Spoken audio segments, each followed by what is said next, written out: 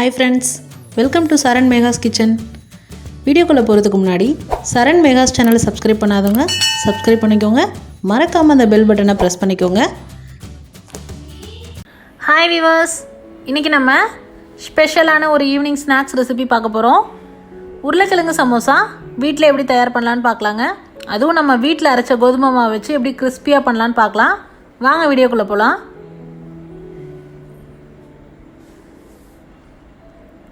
அதுக்கு ஃபஸ்ட்டு ஒரு கப் அளவு கோதுமை மாவு எடுத்துக்கோங்க. ஒரு கப் அப்படின்னா ஒரு 200 கிராம் எடுத்துக்கோங்க. நல்லா சலிச்சு எடுத்துக்கோங்க. அதுக்கப்புறமா 1 டேபிள் ஸ்பூன் ஓமம், கொஞ்சமாக தேவையான அளவு உப்பு, இது எல்லாத்தையும் சேர்த்து நல்லா ட்ரையாக இருக்கும் போதே மிக்ஸ் பண்ணிக்கோங்க.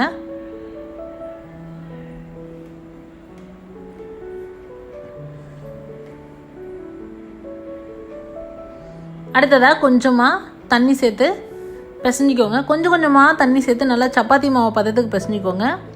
சப்பாத்தி மாவுக்கு கொஞ்சம் மாவு நம்ம ஃப்ரீயாக பிசைவோம், இதுக்கு வந்து இன்னும் கொஞ்சம் நல்லா டைட்டாக பிசையணுங்க. ஏன் அப்படின்னு கேட்டிங்கன்னா, நம்ம சப்பாத்தி மாதிரி தேய்க்கும் போது நல்ல மெல்லிஸாக தேய்ச்சோம் அப்படின்னா தான் நமக்கு வந்து சமோசா கிறிஸ்பியாக கிடைக்கும்.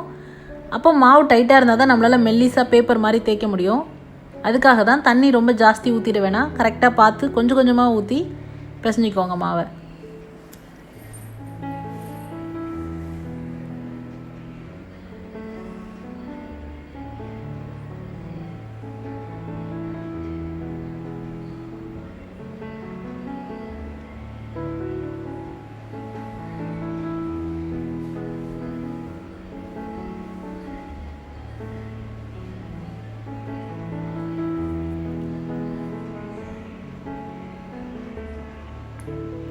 பாருங்கள், நல்லா பிசைஞ்சாச்சுங்க.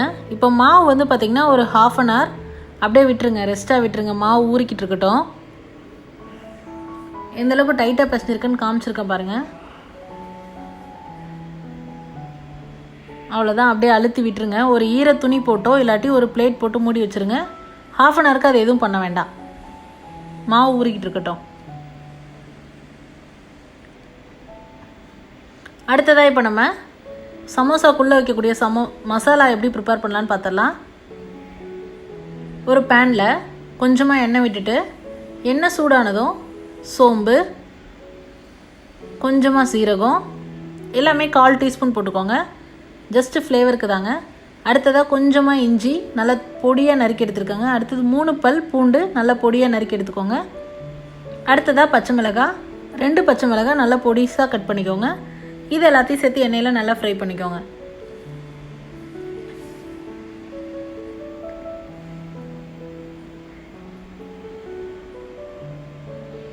அடுத்ததாக நறுக்கி வச்சிருக்க கருவேப்பிலை, ஒரு பெரிய சைஸ் வெங்காயம், இது எல்லாத்தையும் சேர்த்து நல்லா வதக்கி விடணுங்க.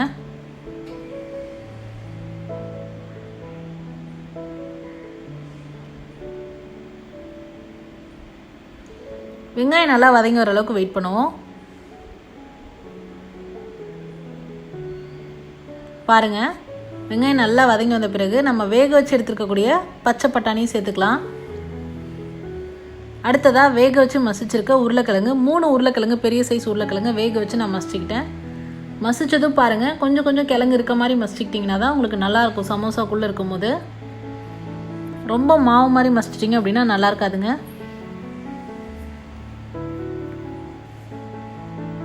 இப்போ தேவையான அளவு கொஞ்சமாக உப்பு சேர்த்துக்கோங்க.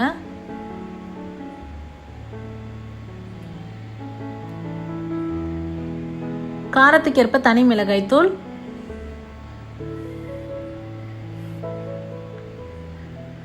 கொத்தமல்லி தூள்,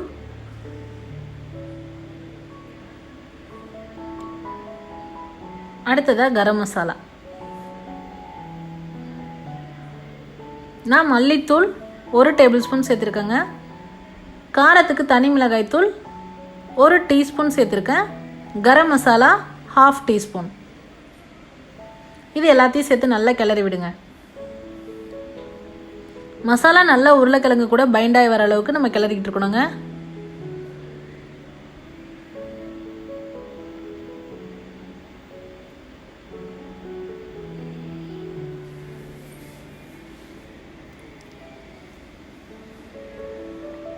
பச்சை பட்டாணி முடிஞ்ச அளவுக்கு ரெடிமேடாக கிடைக்கிற பச்சை பட்டாணி வாங்க வேண்டாம், அதில் கலர் பவுடர் இருக்குங்க. ஸோ பச்சை பட்டாணி வந்து ட்ரையாக நீங்கள் வாங்கி வீட்டில் ஊற வச்சு வேக வச்சுக்கிட்டீங்க அப்படின்னா ரொம்ப ஹெல்தி உங்களுக்கு. அடுத்ததாக நம்ம பொடியாக நறுக்கக்கூடிய கொத்தமல்லி கீரையை சேர்த்துக்கலாம். அதையும் சேர்த்துட்டு நம்ம கிளறி ஸ்டவ் ஆஃப் பண்ணிடலாம். இப்போ சமோசாக்குள்ளே இருக்கக்கூடிய ஸ்டஃபிங்க்கான மசாலா தயாராகிடுச்சுங்க.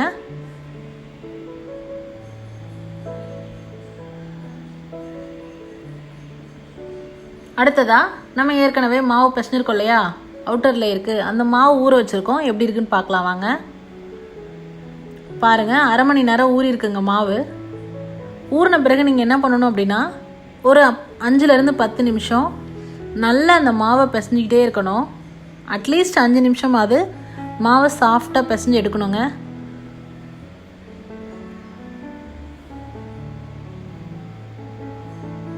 பிசைஞ்சிட்ட பிறகு அதிலிருந்து கொஞ்சமாக மாவு எடுத்து நம்ம இப்போ சப்பாத்தி மாதிரி தேய்ச்சி எடுக்க போகிறோம்.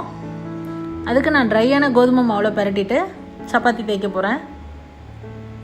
உங்களால் எவ்வளோ மெல்லிசாக தேய்க்க முடியுமோ அந்தளவுக்கு பேப்பர் மாதிரி தேய்ச்சி எடுத்துக்கணுங்க.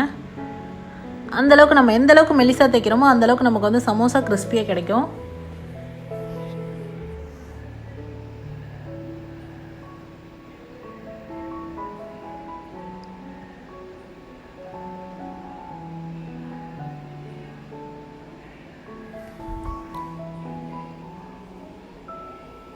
பார்க்கும்போதே நம்ம சேர்த்துருக்கக்கூடிய ஓமம் பாருங்கள், நல்ல டெக்ஸ்சர் அழகாக தெரியுது.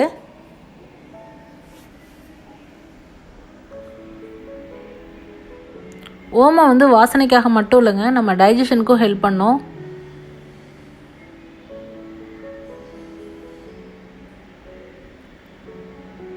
பாருங்கள், நல்லா உங்களால் எவ்வளோ மெல்லிசாக எவ்வளோ பேப்பர் மாதிரி தேய்க்க முடியுமோ அந்தளவுக்கு தேய்ச்சி எடுத்துக்கோங்க. அவ்வளோதாங்க, தேய்ச்சி எடுத்தாச்சு. இது மாதிரி எல்லா மாவும் இந்த மாதிரி தேய்ச்சி எடுத்துக்கோங்க. அடுத்ததாக நம்ம என்ன பண்ண போகிறோன்னா, இது எல்லாத்தையும் சப்பாத்தி மேக்கரில் போட்டுட்டு நம்ம லைட்டாக ஹீட் பண்ணி எடுக்க போகிறோம். பாருங்கள், ஒரு தோசைக்கல்ல கல் சூடானதுக்கப்புறமா ஜஸ்ட்டு போட்டு மேலே பாருங்கள் லைட்டாக பபிள்ஸ் மாதிரி தெரியுது. அந்த மாதிரி பபிள்ஸ் வந்தாலே போதும் உங்களுக்கு, ரொம்ப வேக வைக்க வேண்டாம்.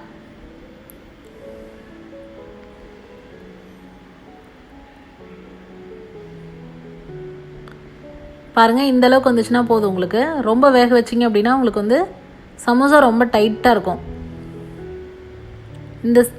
இந்த ஸ்டேஜ் இருந்தால் கரெக்டாக இருக்குங்க. இந்த மாதிரி நம்ம தேய்ச்சி வச்சுருக்க எல்லா மாவையும் போட்டு எடுத்துக்கணுங்க.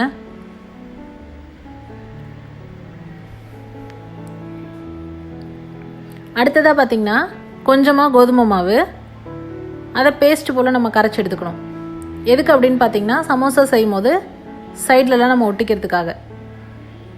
அப்போ தான் உள்ளே இருக்கக்கூடிய மசாலா நம்ம எண்ணெயில் வேகும் போது வெளியில் வராமல் இருக்கும்.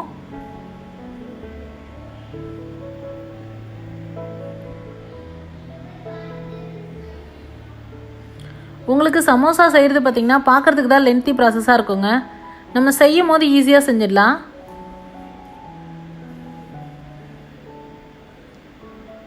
பாருங்கள், இந்த மாதிரி நல்லா பேஸ்ட் பதத்துக்கு ரெடி பண்ணி எடுத்துக்கோங்க.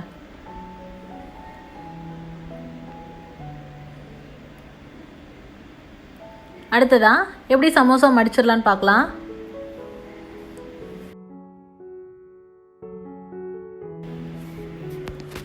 உங்களுக்கு நான் ரொம்ப ஒரு ஈஸி மெத்தட் சொல்லித்தரேங்க. ஃபஸ்ட்டு நம்ம மேக் பண்ணி வச்சுருக்க சப்பாத்தி மாதிரி செஞ்சு வச்சுருக்கோம் இல்லையா, அதை வந்து ஹாஃபாக கட் பண்ணிக்கோங்க. ஒரு ஹாஃப் மட்டும் எடுத்து அதோட சைடு எல்லா சைட்லேயும் நம்ம ரெடி பண்ணி வச்சுருக்க அந்த கோதுமை மாவு பேஸ்ட்டை அப்ளை பண்ணிக்கோங்க.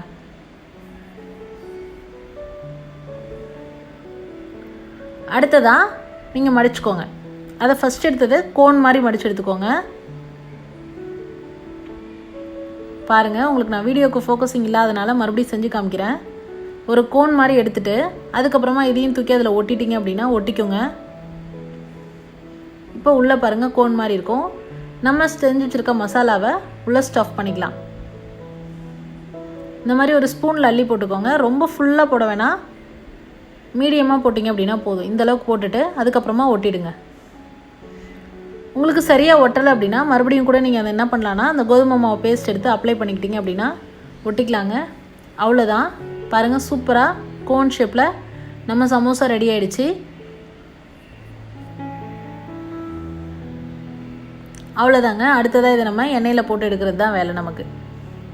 இந்த மாதிரி எல்லா சமோசாவும் ரெடி பண்ணி எடுத்துக்கோங்க. அடுத்ததாக எண்ணெய் சூடானதும் அதில் நம்ம போட்டு எடுக்கணும். முக்கியமான விஷயம் பார்த்திங்கன்னா எண்ணெய் வந்து ஓவர் ஹீட்டாக இருந்தது அப்படின்னா மேலே இருக்கக்கூடிய மாவு கருகிரும் உங்களுக்கு.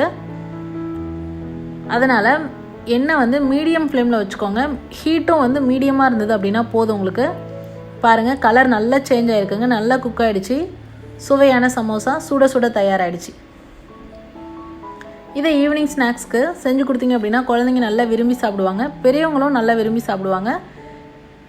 இந்த லாக்டவுன் பீரியடில் கடையில் எதுவும் வாங்காமல் இருக்கும்போது இந்த மாதிரி ட்ரை பண்ணி பார்த்துட்டு உங்களோட கமெண்ட் மறக்காமல் சொல்லுங்கள். இது போன்ற ஹெல்தி ரெசிபீஸ்க்கு மறக்காமல் சரண் மெகாஸ் சேனலை சப்ஸ்கிரைப் பண்ணுங்கள். இந்த வீடியோ உங்களுக்கு பிடிச்சிருந்தா லைக் பண்ணுங்கள், ஷேர் பண்ணுங்கள், கமெண்ட் பண்ணுங்கள். தேங்க்ஸ் ஃபார் வாட்சிங் ஃப்ரெண்ட்ஸ்.